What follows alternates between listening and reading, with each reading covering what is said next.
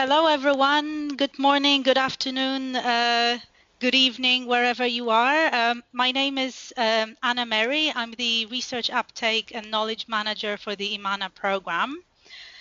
Welcome to this IMMANA Fellowships Information webinar. We're delighted to see you here. Hopefully you can all hear us well.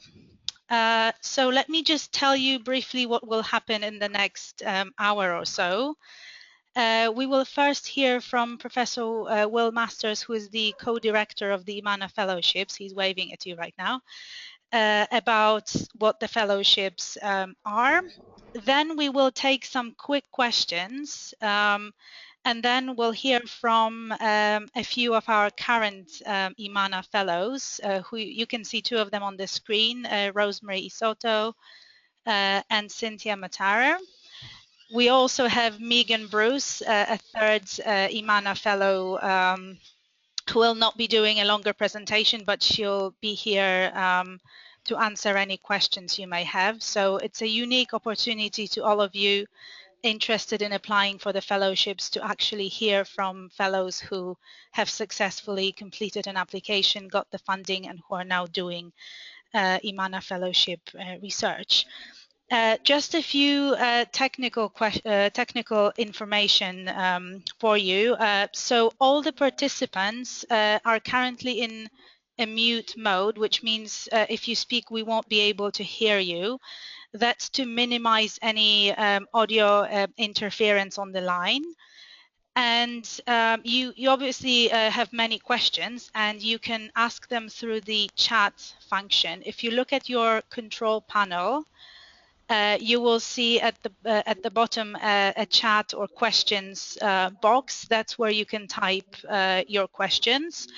And we also have with us Zachary Gersten, also from Tufts University, who is the IMMANA Fellowships Coordinator.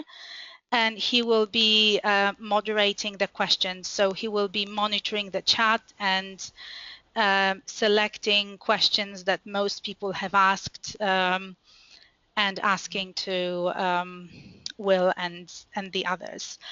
If at any point you experience technical questions, technical problems, especially if it's related to sound, check whether your machine has the sound on, or if your speakers are working, and whether your internet connection is still on.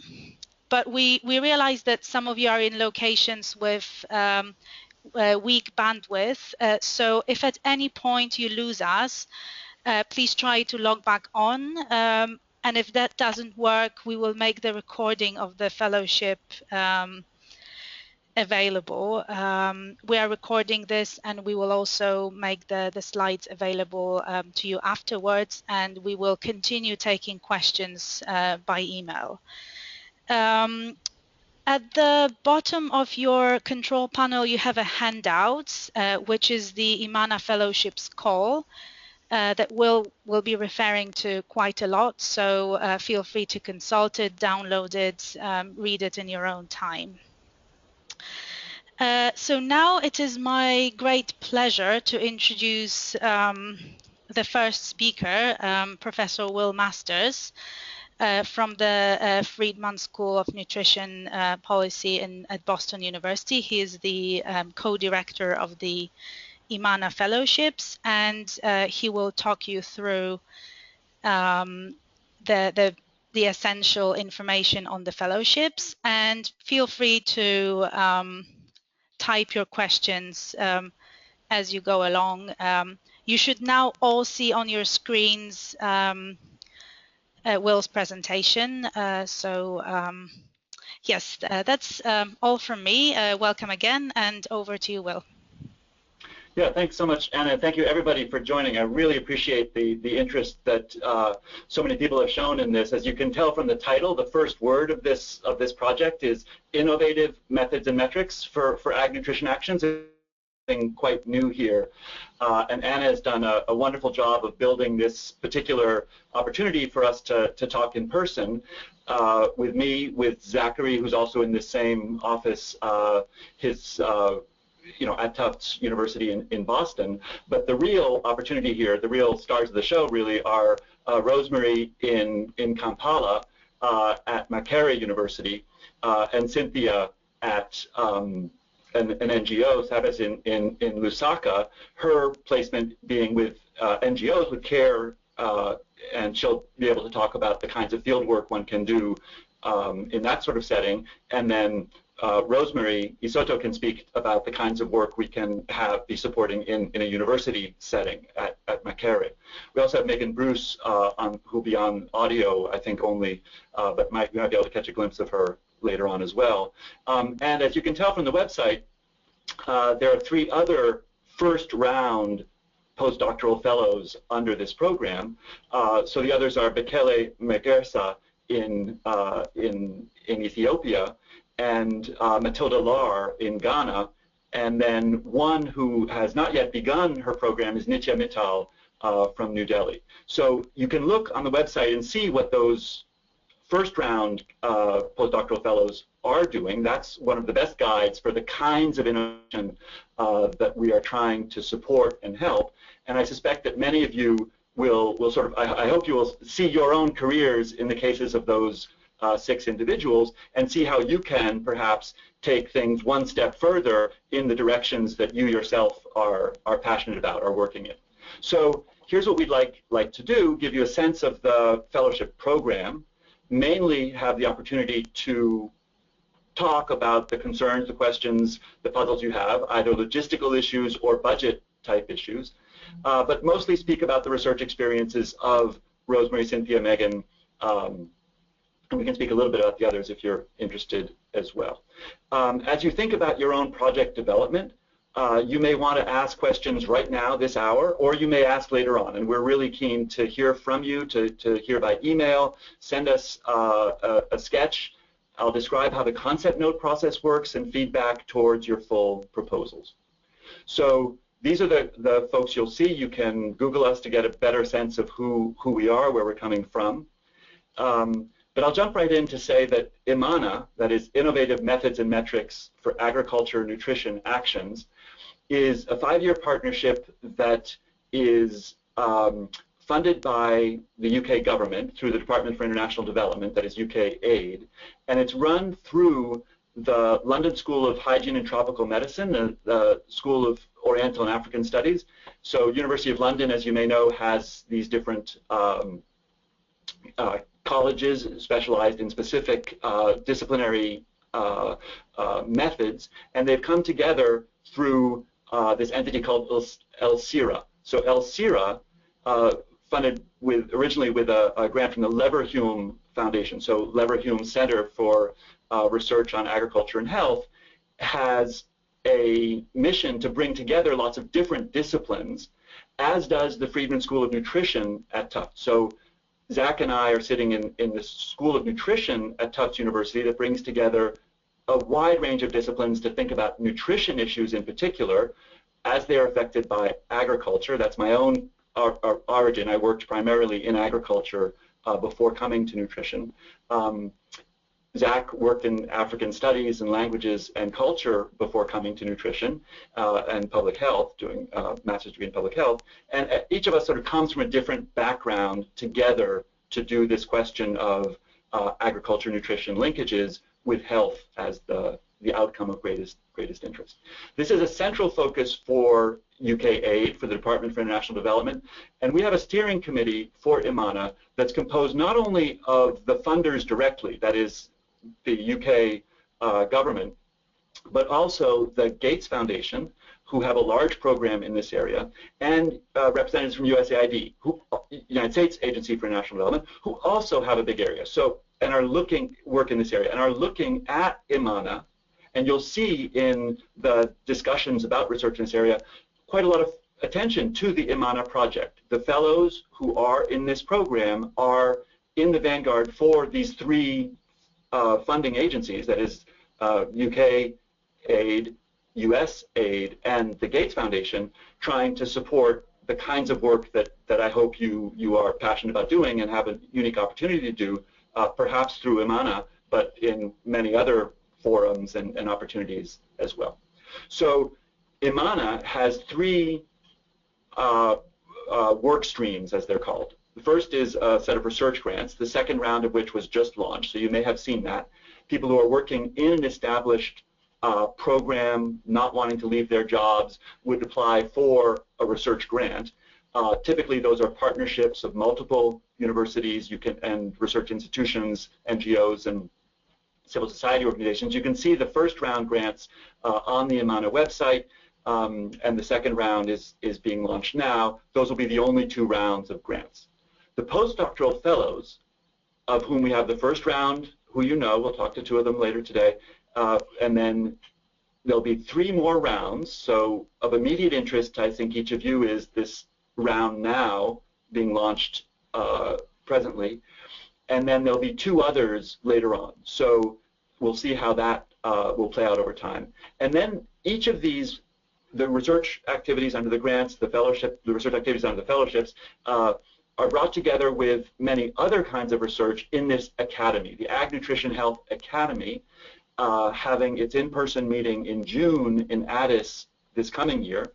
There'll be another one next June at another location, and those give people an opportunity to share their research results in progress, exchange methods, have learning opportunities, and so forth. So even if you're not a fellow or on a research grant, you can, through other means, participate in the academy, come together in person in Addis in June, and at many other activities online. So those are all described at the IMMANA website in greater detail. So the objectives and scope of the fellowship in particular is to create this cohort, this cadre, this generation of leaders who come around agriculture, nutrition, and health in really new ways that weren't possible to do when I went to graduate school in the 1980s. I did my postdoctoral work in 1991. It was a different era of kind of research infrastructure in terms of access to data, funding opportunities, and so forth. We can do now something quite dramatic and different in terms of understanding how health improvements occur through nutrition, and behind nutrition is agriculture.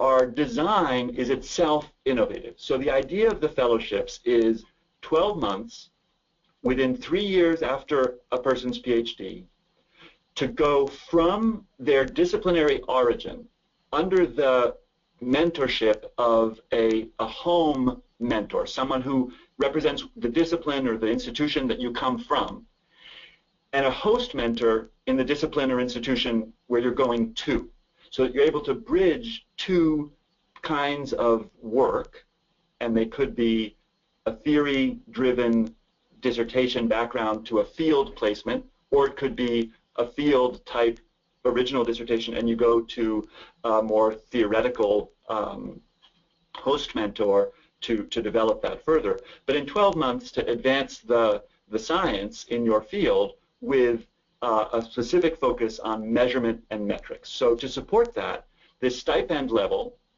of £34,000 plus $7,500 in research allowance is a lump sum to spend as you progress during the course of the year to do the travel, to do the field work, to do the analytical work that will advance your. So these are lump sum. There's no reimbursements of anything in the IMMANA fellowship design. It's all your own autonomous research to do the best you can to advance the science. We have the honoraria for the host and home mentor that are designed to ensure that their attention to you and to your project is fully recognized, and they have the incentive and the opportunity to contribute to this in a really robust way. So the eligibility criteria are very limited. So people ask, am I eligible? The answer is yes, many people are eligible. The only requirement is a recent doctoral degree, recent meaning 3 years before the start date. The start dates can be any time between June and December of the first fellowship year. So in this case, within 3 years of anything between June and December of 2016. And that you propose to do this in a bridging manner so that you have a home mentor who respects and trusts and supports your project from where you're coming from, and a host mentor who respects and trusts your project from where you want to go to.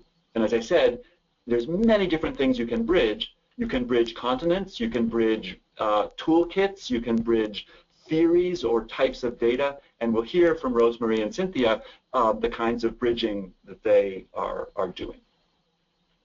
Our goal is not discovery in general. Our goal is very specifically science about measurement, science about indicators that will tell us whether agriculture is succeeding in meeting nutritional and health needs, whether nutrition is improving, and whether health is changing. So the goal really is methods and tools rather than discovery of facts or testing theories. Discovery of new indicators, methods, and tools fundamentally relies on science. So you're testing for specificity, testing for precision, testing for many attributes of measures that make them attractive, useful measurement tools. But our success will be judged by whether the tools you develop get used, first presented at scientific meetings, and then published, and then cited, and ultimately used in the field to say whether agriculture, nutrition, and health are improving faster or slower in different ways in the face of all the challenges that we are trying to overcome in this sector. We do have some notion of the specific fields in which we think progress is most likely to be highly valued. So anything that can be done regarding gender dynamics, gender relations, we think is very, very important, very likely to be a high impact kind of measurement or method. We think that anything to do with climate change is going to be absolutely central on the agenda.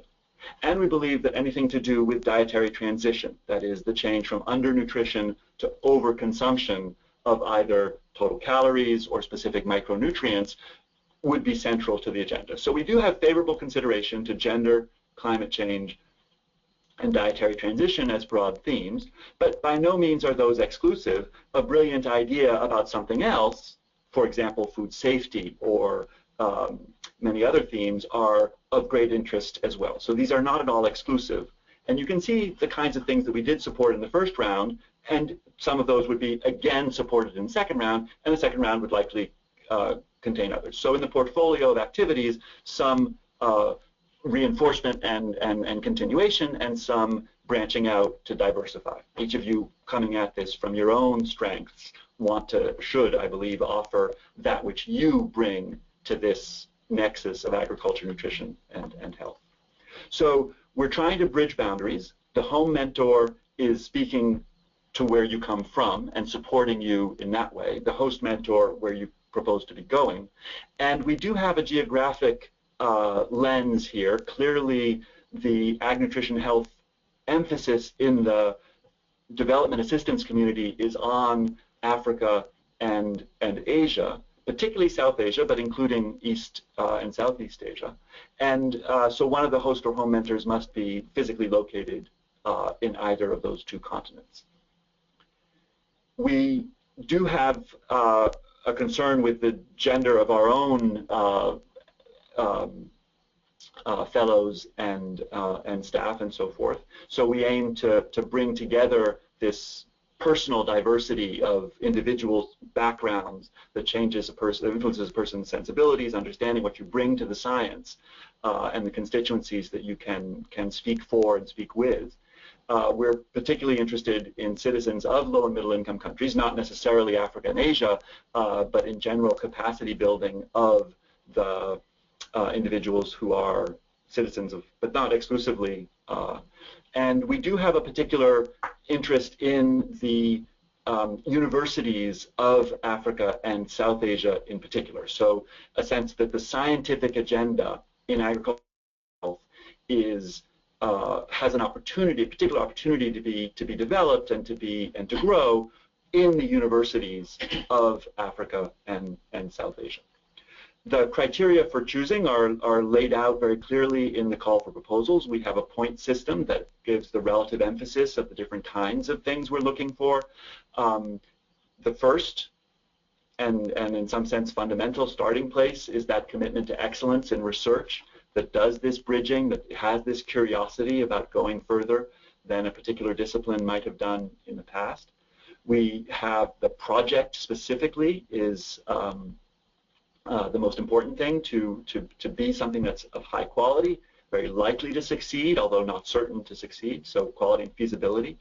The applicability of it, the salience, the relevance, its potential to inform governments and the private sector to actually take action. This is innovative methods and metrics for action, and we ask that. We are very keen to build partnerships, mostly because we think that those partnerships are the root of science. The secret to science is combining one thing with another, one group of people with another, one individual with another, and one idea with another. So we're interested in seeing creative partnerships, and we of course have a strong need to see commitment. So people who have existing programs that already have a strong line of work, if the proposal really clearly signals that they will turn that attention in this direction, then that is a very great strength. So commitment, demonstrated commitment of the mentors and the institutions is of huge value. So the timeline, I think, is we tried to make it as generous as possible. So to have this outreach now happening with plenty of lead time for you to have dialogue with mentors, to do your literature search, to be on Google Scholar, looking to see who else has written something in the area of work that you'd like to contribute to. So that between now and February 1st, you send us this concept note. The concept note is just a paragraph that says, here are the mentors I propose to work with, here's my own CV and background, and here is a paragraph about the method I think I can contribute to the development of. We then give you some feedback on that. Frankly, the majority of inquiries we get are simply out of scope. Literally, the majority are just not about innovative methods and metrics. So it's not hard for us to give us feedback. This is not, and the person can then go back and say, oh, I'm sorry, now I understand. I will think again about what I would like to do next year. The full proposal deadline is not until the 29th of February. It happens to be a leap year this year. Normally it would be the 28th of February, but we do have that one extra day to provide the most compelling story about how you could achieve the funder's aims, achieve the goals of this program. We will have a review process that goes through a panel of experts in London, convened in person in London, to make selections, and we promise we'll be quick, that we will get back to you by the 1st of May for a start date that could be as early as the 1st of June, but could be as late as the 31st of December. That start date would depend on the specific modalities of your project and exactly when your previous employment would end and this would begin. So the flexibility of this in every dimension, other than the sort of key aspects that we are looking for, is key to the project. So with that, I can turn it over to Rosemary and Cynthia, and Anna will chair, and Zach will be giving feedback, about the questions that you may be posing, and really appreciate the chance to talk with you now. So thanks so much for joining. Thank you so much, Will, for talking us through it. At the moment, we don't seem to have any urgent questions, so let me just repeat again to our attendees. If there is any question that comes to your mind right now, please feel free to type it into the chat box. And we have also prepared a poll that I will launch right now, so you will no longer see Will's presentation.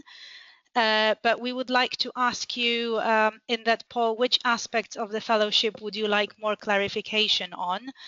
And then if you have a particular question, obviously type it in as well, and we'll try to address it. So you should now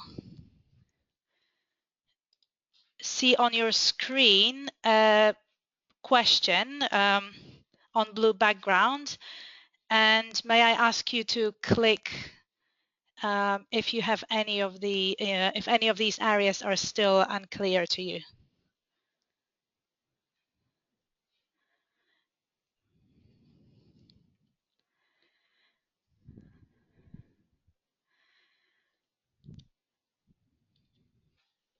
People are still voting, so we will give it another minute or so. It looks like currently scope of the proposed research is the leader, followed closely by a possible topic for your proposal. Most people have already voted, 80%.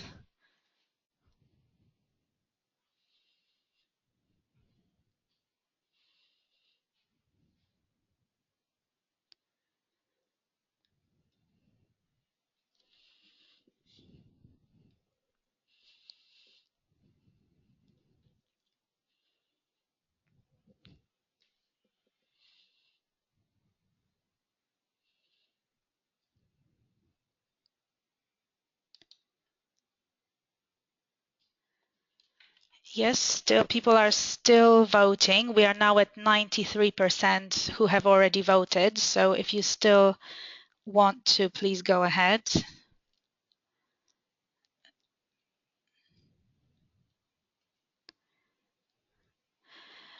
It seems like the picture is not really changing much. So it looks like regarding finances, budgeting, what costs are eligible, etc., it's all very clear to everyone or almost everyone.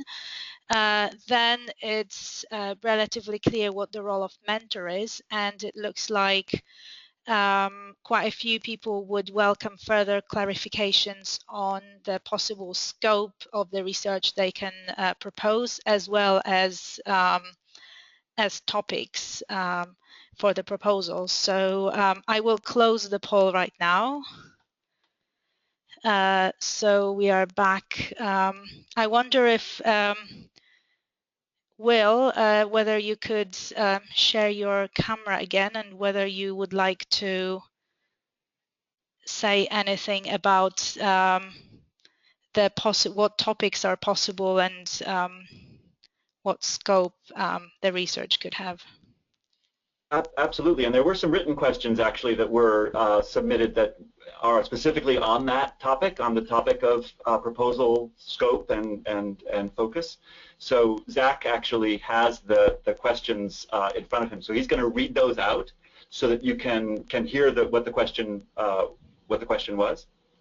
Obviously, you have to type them, but he'll read them. Exactly. So the first question Over to you, Zach. And it is the IMMANA postdoc calls focused on animal source foods? And this is going off of the fellowships that we have funded. But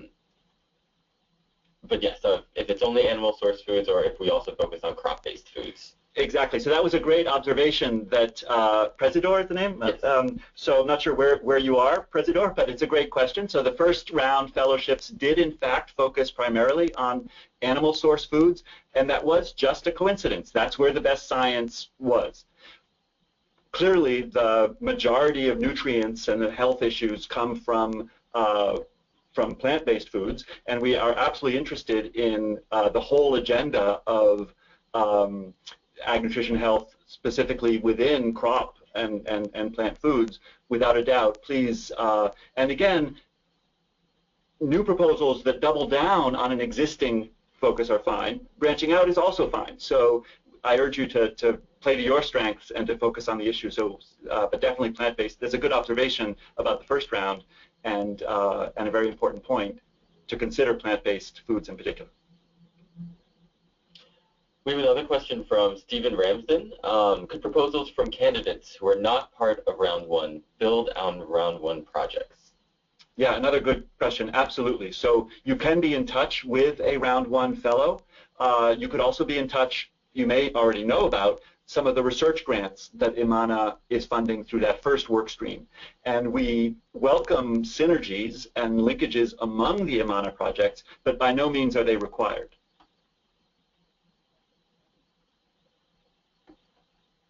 We also have another question from Mohammed Rizwan Bashir, and this is about PhDs finishing up and when you can start a project. So would a fellow be able to, or would a person be able to apply for the program without completing their PhD and then start after they receive their PhD? So I hope you heard that. Yes, indeed, a person can make the application while their PhD process is still pending.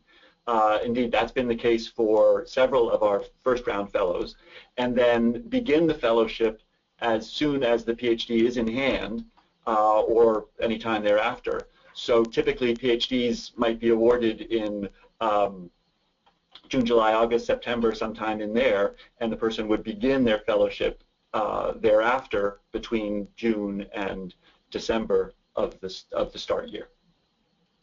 We also have some other questions about host mentors and home mentors, but I think that it'll be best to hear from the fellows first, and then we can return to those questions later on. Super, thank you. Anna, you're still muted. Sorry. Thank you, Zach and Will. Yes, we will be taking questions throughout. So to those of you who have questions, please keep typing them. And let me now introduce Dr. Rosemary Isoto from Makerere University in Uganda. Her fellowship project is on nutritional barriers to agricultural productivity in Uganda. And she will tell you more about her experience, after which we'll hear from Cynthia, and then we'll open to a question and answer. Rosemary, over to you. Hi, everyone. Hi, attendees, and thank you so much, Anne-Marie. Thank you so much to Will for that wonderful presentation. I think I'm going to go ahead and read out the guiding questions and then try to answer them. So, what drew me to apply for an IMMANA fellowship? First and foremost, I applied for IMMANA fellowship because the objectives of IMMANA were in line with my own research interests. Besides that, IMMANA fellowship would help me transition from being a PhD student to a position where I would be able to enhance my own research skills and therefore build my career. How did I choose my topic? That is nutritional barriers in agriculture and agricultural productivity in Uganda. I selected my topic after doing some literature search and discovered that there was a need for nutrition productivity relationships in Uganda. I thought by using the knowledge that I've acquired during my PhD studies, I would be able to work on this need. Besides that, I also reviewed the call thoroughly, the IMMANA call for proposals. I reviewed it very thoroughly to understand the objectives of IMMANA and realized that actually my interests and prior PhD research was in line with these objectives. How did I choose my mentors and host institutions? For my home mentor, I talked with my PhD advisor, who is a professor at Ohio State University, where I did my PhD. I explained to him the possibilities and opportunities that IMMANA, being an IMMANA fellow, would offer me, and he was very positive. He immediately accepted to be my home mentor, which was really nice. Regarding my host mentor, I researched on the work that professors were doing here at Makerere University, and then I found one who was actually doing work that was related to nutrition. I went ahead and talked to him, explained to him again my own research interests, explained to him again the opportunity being an IMMANA fellow would offer me, and again he was very receptive. He was willing to work with me, and actually I'm working with him now, which is really nice. About my host institution, in fact, after I decided who my host mentor would be, I think the decision to which host institution I would be in was obvious. It came automatically where my host mentor is where I would be. That is Makerere University in Uganda. How did I prepare for my fellowship once selected? First, I went back and reviewed my proposal that I'd submitted, and then continued to read more literature on this topic. And of course, I also had already informed my mentors. I went ahead, of course, and discussed with them, and we agreed on the way forward, what I needed to do, the things that I needed to incorporate into my own proposal that the reviewers had provided. So I would like to describe a little bit my experience in the first quarter of my fellowship. At the very start of my fellowship, I had a couple of challenges. Like, I had just finished my PhD in the US, so I had to relocate back to Uganda, where my host is and where the host institution is. However, what was really helpful was the first installment that the Tufts University gives once you have incorporated the reviews from the reviewers. So that was really helpful. And after I arrived here, I settled quite quickly and picked up, and pretty much since then things have been okay. I've been able to meet my milestones for the first quarter. So now I'm in the second quarter of the fellowship, and so far everything has gone well. Thanks, of course, to the efficient delivery of especially the funding that's given in the different installments. The other one is, what could be some advice that I could give to a prospective applicant? Most importantly, before you choose a topic, do your homework, do your literature review to make sure that what you are proposing has a need, and of course, no one has done it, or there's something that you're going to add onto it, and therefore your project will be able to answer the objectives that you're going to set out to do. Of course, also have the objectives of IMMANA in mind as you decide on the topic and the objectives. That's also important.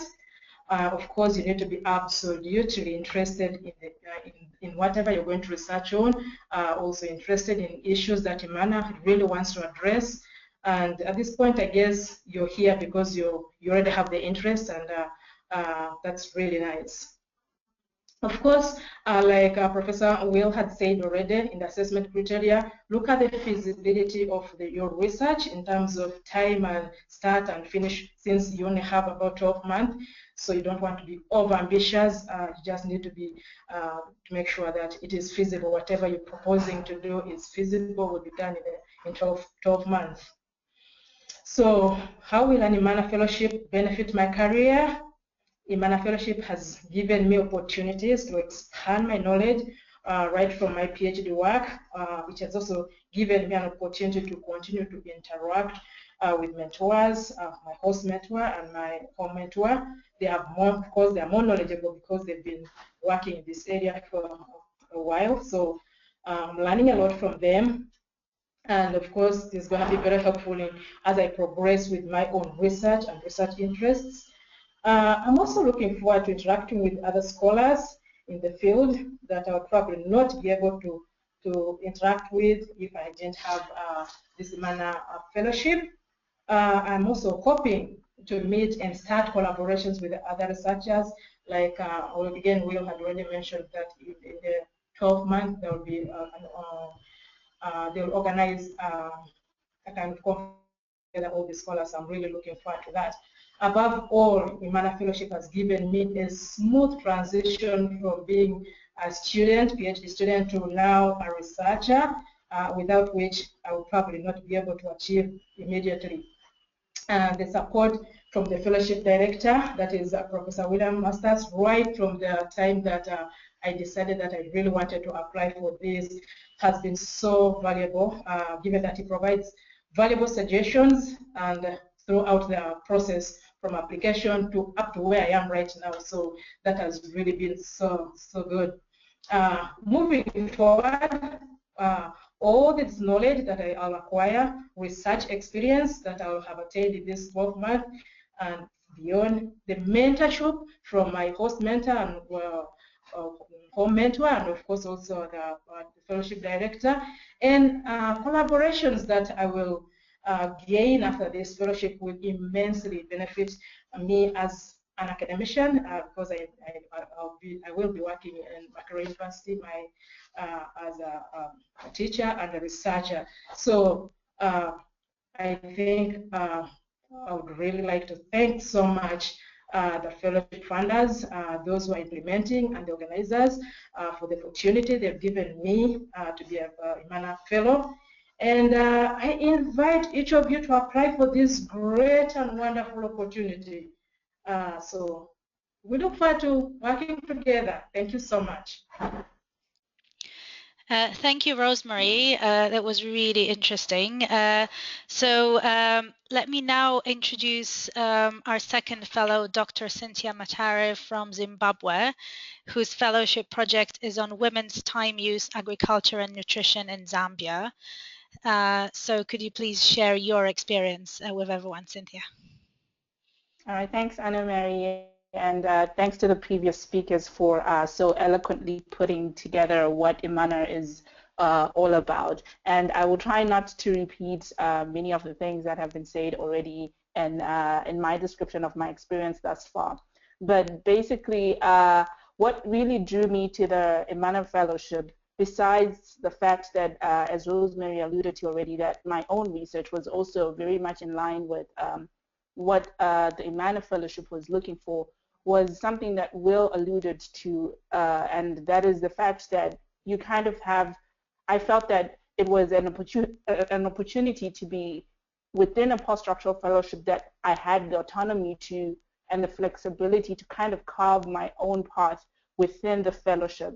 And I think the call also came at a very opportune time for me because I was working on my dissertation data and struggling with the data that I had on women's time use and wishing that we had some kind of standard measure of women's time use. And so it was kind of serendipitous that the call came at that exact moment, that at that exact time that I was struggling with those data. So that is how I also came to choose the topic that I then chose to work on and propose for the fellowship. And so thinking about, as I was saying, that thinking about my own data and wishing how we as the nutrition community, and I think even as the global health community, could benefit from having a standard measure of women's time use and how it would help us in evaluating and monitoring our programs. And I guess during that time, I was also having a lot of discussions with my PhD advisor about my struggles with my data, which is expected. So I chose her to be my home mentor because she was already familiar with the work that I was doing, and she was very knowledgeable on the struggles that I have had trying to collect data on women's time use and trying to analyze the data that I eventually collected. So she was very supportive of this and was very excited at the opportunity to even apply and propose to do this work, which I believe is very much in line with what IMMANA is all about. And then, so me and my home mentor having decided that this was something that was worth pursuing, we then started considering, together with her advice and her guiding me, we started thinking about who my host mentor would be and a potential host institution. So my advisor had already been working with this collaboration here in Zambia, and so she told me about Maya, and Maya, who is the director for the Southern African Institute for Policy and Research here in Zambia, is a trained historian, and the methods I was proposing were mostly ethnographic and anthropological. And so she had experience using those methods during her training during her school time, during her studies. And in addition to that, she was also now working in economics, and she is also an economist. And based on my literature review and trying to understand how to collect women's time use data and just time use data in general, I think the economics field has really advanced much further than many other fields in terms of measuring time, even though the way that they measured it was not in line with how the global health community might want to measure time. So she fell into this perfect place where methodologically she would be able to support me in this work, both as an ethnographer and an anthropologist, as well as being familiar with time use in the context of economics. I also have a secondary collaborator here in Zambia, as Will also mentioned earlier, in that I'm working with Care Zambia.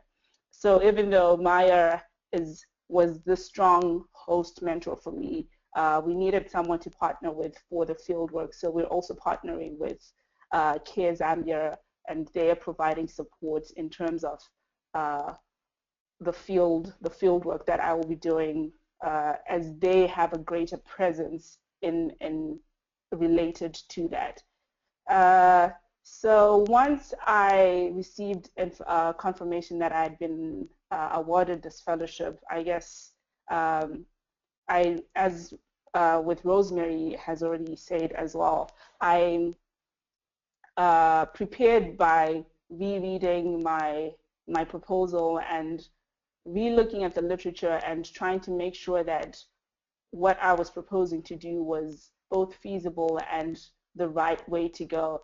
And I think one additional thing that I also thought about was that a year might seem like a long time, but at the same time, it felt like a short time. So I also sat down with myself and really thought about what it is that I wanted to achieve over the year, and what skills I wanted to gain and what I wanted to get from each of my mentors, and really wrote that down so that going forward, I know what skills and expertise I want to strengthen and I need to strengthen, as I think that that will help me in managing the 12 months that I have.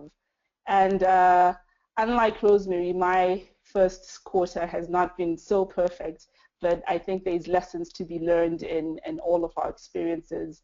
I think what I have taken away from this first quarter is that not everything is under your control, and that I think that is research, and I don't think this was my first run at this lesson. So it was kind of a relearning curve, knowing that you need to adjust your expectations as you go along the way. So if any of you are to go forward with this or to be awarded this fellowship and things are not going so well, you have me to call upon, and I will be able to encourage you that you just have to readjust your plans and move forward that way. And because of the unexpected delays that I've experienced in this first quarter, though, I've been able to achieve, I think, other things that I might not have achieved if I hadn't faced those delays, like learning more about economics, which I said is my host-mental field of expertise, and how it relates to women's time use and nutrition in general here in Zambia. And my nuggets of advice were very similar to what Rosemary said, but in addition to that, I just want to encourage you all to apply. Like Will said also, that it's once you have your foot in the door, and then through the concept notes, you can get to know whether you are eligible or not, and it's taking that first step to trying to get to the next stage, that it will be helpful to get feedback even if the work might not be in line with IMMANA. And I am really excited to become part of the IMMANA family, which I believe it is a family, as has been alluded to earlier, that there is more to IMMANA than just the postdoctoral fellowships. There's also the seed grants, as well as the academy. So to be part of that research community, I think is an excellent place to be a stepping stone for the future. And I'm really excited to collaborate and even just to share ideas with other researchers And I think most recently there has been a lamentation among global health researchers that we need better measurements and better indicators, and I believe that IMMANA is at the forefront of supporting the exploration of ways to do this. So I think with that, I will end. I will hand back to you, Anna. Thank you very much, Cynthia, for sharing your experience with everyone. So let me just ask Megan Bruce, the third fellow who is here with us as well. I'm not sure if her video is going to work. Megan's work is on food systems dynamics, animal disease, and human nutrition in Tanzania. We haven't asked Megan to prepare a formal presentation, so I just wonder, Megan, whether you would like to add anything to what Cynthia and Rosemary have said, in particular with regard to, you know, maybe any advice for new applicants. Hello, I think my video is working. I'm not sure if you can see me. We can see you, yes. Yes, okay, great. I just wanted to say basically my experience has been really similar. We've had lots of support from the very beginning, asking questions about the full process from the start of putting together the concept note. I also spoke to Sunitha, who's the lead of the IMMANA project, and she was one that really stressed that the proposals were to be about methods and metrics, which was really good, because after speaking to her, I had a really good think about how I structured my concept note and subsequent proposal, which was excellent. And then subsequent to having the proposal accepted, both Zach and everyone actually from IMMANA has been really supportive. Any questions have been answered very quickly and any concerns addressed. So I'm working in Tanzania with a project that's led by the University of Sydney.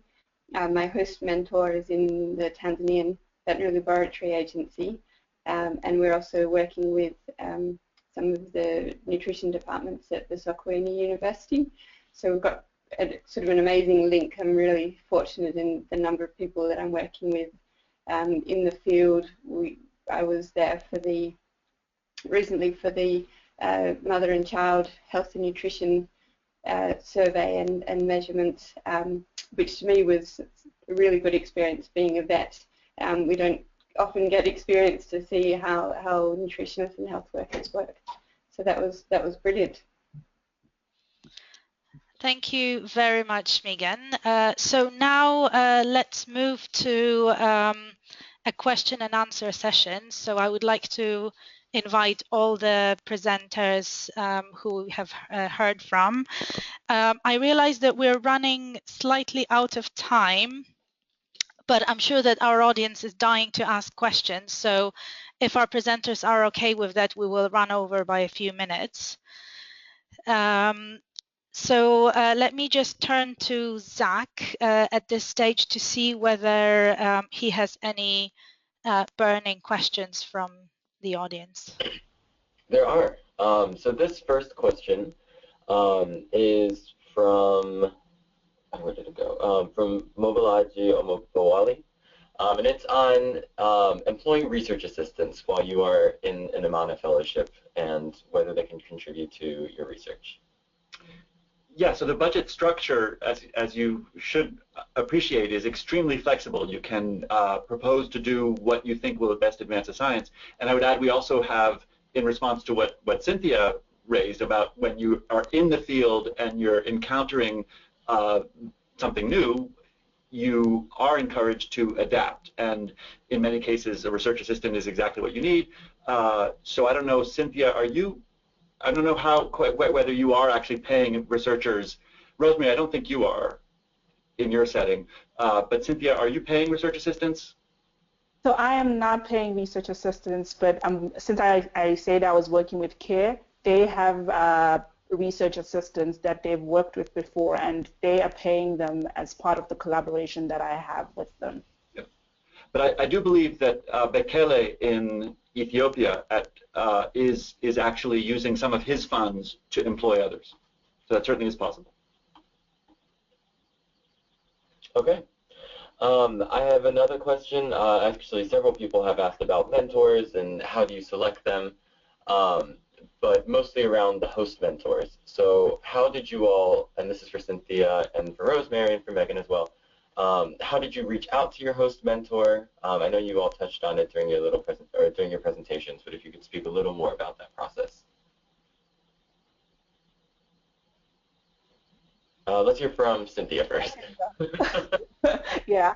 So once, as I had mentioned before, that I talked with my my PhD advisor, who I had selected to be my home mentor, and once we discussed the possibility of having Maya be my home mentor, I reached out to her and actually shared with her the concept notes that I was working on, and volunteered to talk more with her about the work that I was thinking about doing. And so we eventually had a Skype call, and we talked on the phone and discussed what I wanted to do. And she was really excited and very enthusiastic and was on board straight from the get-go. So that's my process in a nutshell.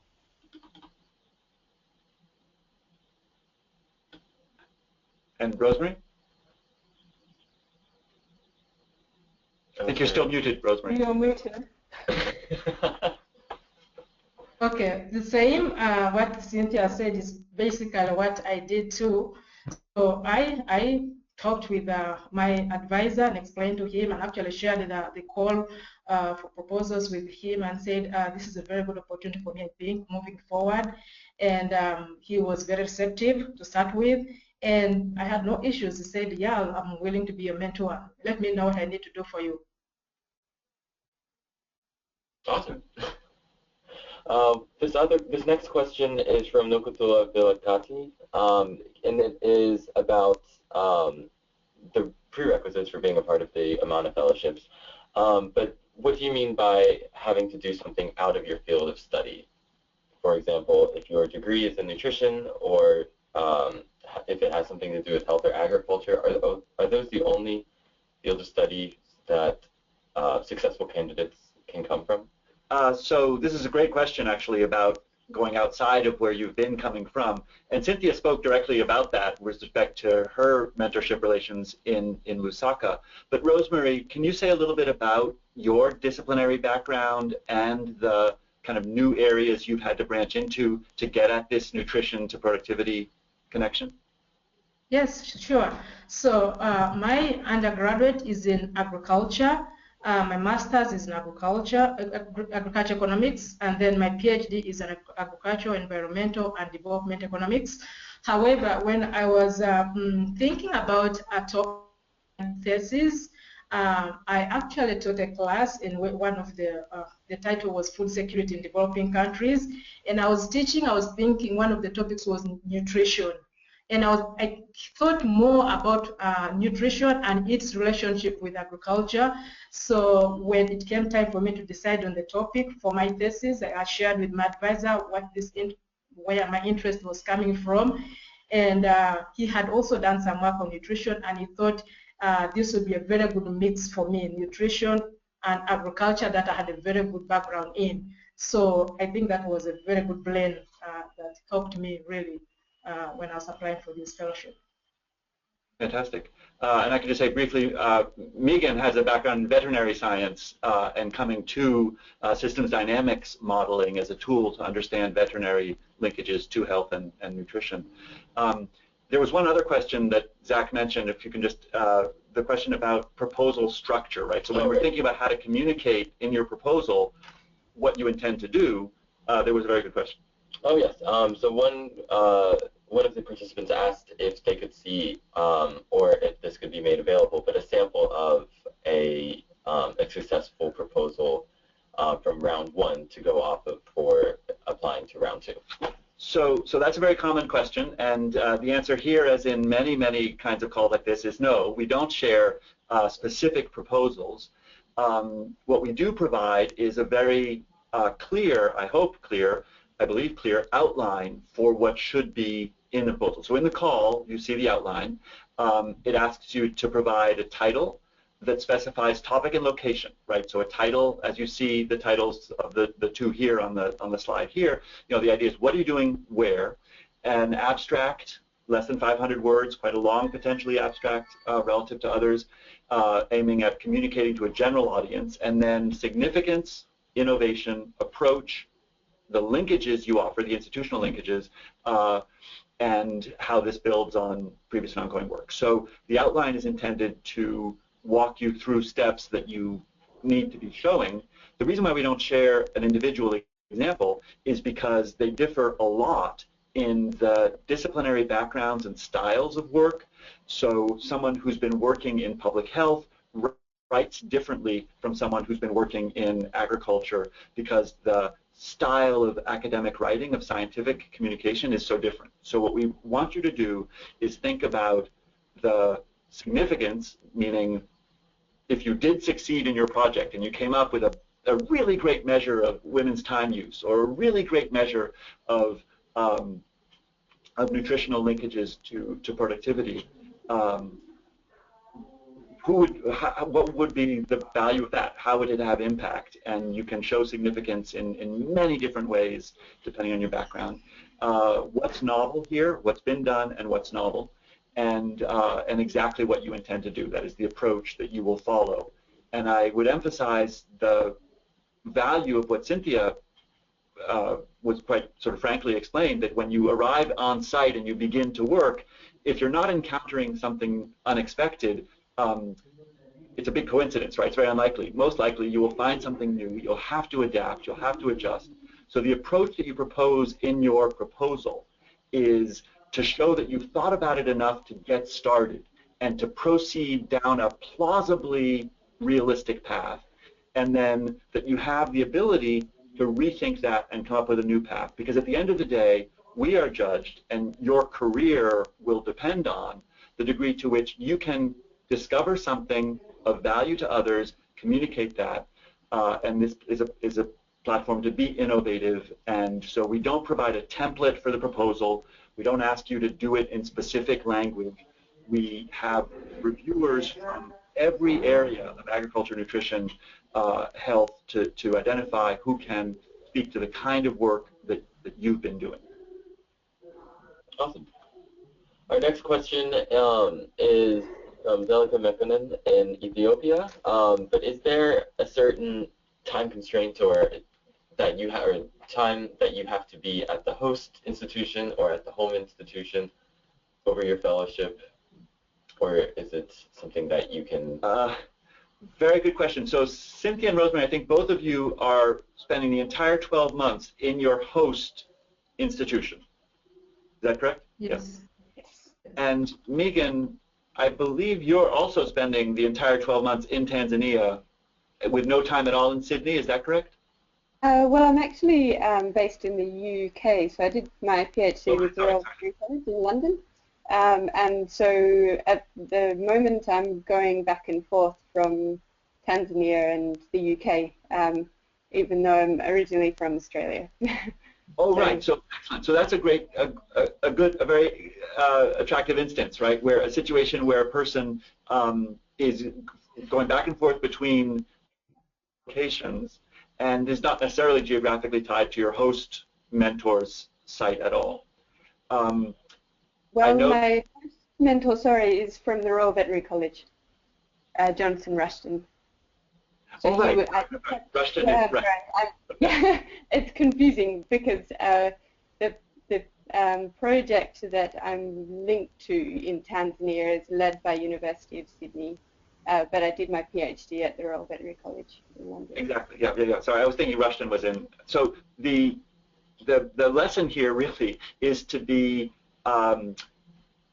to write a proposal that reflects where your roots and your destination are, that is very specific to you in terms of your career path and the research opportunity that you have with the linkages and the science that only you can do because of what you bring to the project. Great. This next question is about mentors, but can a mentor be from an implementing organization or something of the like that? Do they have to be from a university? Excellent question. So, Cynthia, your mentor, could you describe her her organization? So my host mentor is, as I mentioned, she's the director of the Southern African Institute for Policy and Research, which is kind of like a think tank for policy and development issues based in Zambia, but they look at issues around Southern Africa. And they did not really do any field work or research that's related to nutrition or health. And then so that's where my CARE collaboration comes in, because CARE International is a well-known organization that works on issues to do with health, agriculture, nutrition. So my host mentor already had a collaboration going on with CARE in terms of a consultancy and just working together in ways that were not related. So through that connection, we're able to build this kind of triangular collaboration, three-way collaboration to do this work. Yep. Great. We have some questions about location, but can the host institution, where in the world could they possibly be, and where could you possibly work? But also from the fellows, and from where are most of the fellows from, and where are possible origins that we accept into the program? And this may be our last question, because it's 13 minutes past the hour. You know, you can see the demographic profile of the fellows and the mentors on the website. Couple of interesting observations about that. The fellows this first year happen to be predominantly women. That is entirely accidental. That has to do with, as we say in the call, we were aiming for, you know, roughly proportional representation, proportional to share of people on the planet. But when you're choosing 6 people, this is what's sometimes called the flaw of small numbers, right? So we ended up with mostly women, and that's lovely, with fantastic, fantastic science and tremendous potential contribution in each of these areas. Mentioned earlier, mostly animal science with some other aspects of ag nutrition linkages. And in terms of geographic focus, we ended up with 1 from South Asia, India, and Africa, and Australia. So this is driven by the science, and we are very open to individuals coming from Latin America, coming from Europe, coming from any region, really, in terms of their personal origin, although we do have the focus that I described earlier in terms of income level of citizenship, in terms of a host or home mentor in Africa or in Asia, and in terms of the specific institutional interest in African and South Asian universities. But those are by no means exclusive. Thank you very much, Will. I'm sure there are lots of questions still waiting to be asked, but as you have pointed out, Will, we are running out of time, so we won't keep you any longer. So apologies to those participants who haven't managed to have their question asked, but we do take questions continuously via email. Zach responds to all of the questions, so please email the IMMANA Fellowships email address, which you can find on the website. And if you have a question specifically to Cynthia, Rosemary, or Megan, please indicate it in the email, and Zach will pass it on. And if our fellows have the time, they will, I'm sure, do their best to answer. And also, we have a frequently asked questions list on the website where we talk about the fellowships. So please do consult those as well. Thank you very much to the presenters today, to Will, Cynthia, Rosemary, and Megan, and thank you, Zach, my co-moderator. But most of all, thank you to our audience gathered here in the virtual room. Thank you for staying with us. Thank you for asking those very interesting and insightful questions. And we really hope you all apply. And we wish you the very best in your application. Just a small request, at the end there will be a survey that will pop up on your screen, just 2 short questions, because we really would like to know how useful this has been for you and whether you're planning to apply. So please click. If you don't have time right now, you will also get an email with the same survey. And if you would like to go back to any of the parts of this webinar, we will make the recording available online early next week, as well as the slides if Will agrees. So you will have all those resources online. So thank you very much to all of you, and thank you to the presenters. Thank you all. Thank you. Bye. Thank you. Bye-bye. Bye-bye.